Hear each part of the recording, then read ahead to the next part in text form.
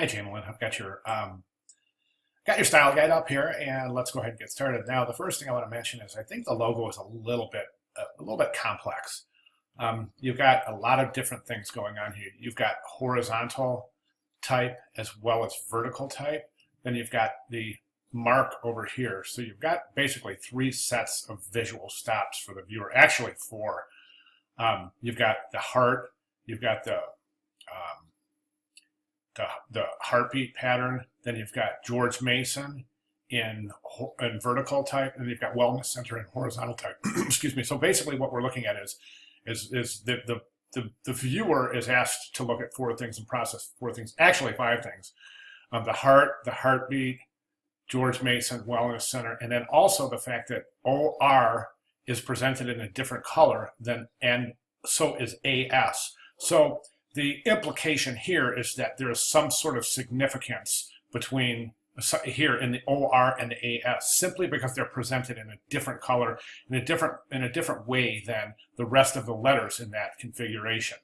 As far as I can see, there is no significance there, so I'm just wondering about that decision in its meaning, actually that's an encoded meaning and the meaning it's creating in the logo itself. So one thing I always recommend is that you don't stack type. It's really difficult. It almost never works. And I'm talking about stacking type vertically. And it's such a hard practice. Letter forms are designed to fit next to each other. And when an experienced font designer designs letter forms, for example,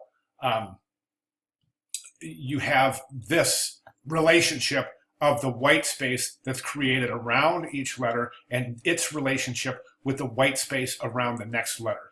And basically, that's how we recognize type. We recognize type simply because we take a look, our mind processes the shape of the letter as well as the shape of the negative space around the letter. So it's really difficult to read in a vertical fashion because you have to process each letter individually alone.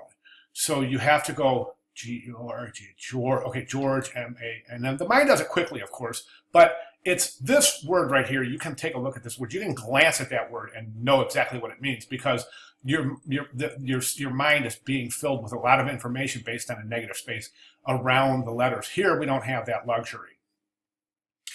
Another issue, I think, with the logo is the fact that you have these vertical bars that are separating George from Mason. So I would have liked to have worked on this with you a little bit. I think that right now it's a little bit jumbled, it's a little bit fragmented, and I think the encoded meaning is somewhat confusing. That's not to say your style guide isn't successful, Jamelin. I think your style guide is successful. One of the things I noticed immediately is the typeface you're using for your style guide is a typeface that you're using in your logo. And I would recommend not doing that for a couple of reasons. This adorns condensed sans is more of a decorative typeface, and it's not really easy. It's not very easy to decipher. It's very, very difficult to read. It's not a legible typeface, as we can clearly see. Looks like it's a typeface that only has all caps. And setting body copy in all caps, as we know, is something that is going to impede legibility and readability. So I would recommend not setting your body copy in the typeface adornments that you're using for your logo. Okay, but this is good right here, showing typography, excellent. You're showing the typeface, you're listing the typeface, giving the example of the alphabet and the letters. Same here with Arial. And then you've done a great job showing the example of where this is used. To be true to the logo, I would say if you're going to show the George Mason type vertically in the logo, I would show that as an example here. I would go ahead and show it vertically. So just to prevent any kind of confusion so that the user can look at this and say, okay, that's how it's supposed to be presented. See what I'm saying? Okay. Logo design. And another thing about the logo that I didn't mention before is that it's really difficult. This logo is going to fall apart at small sizes.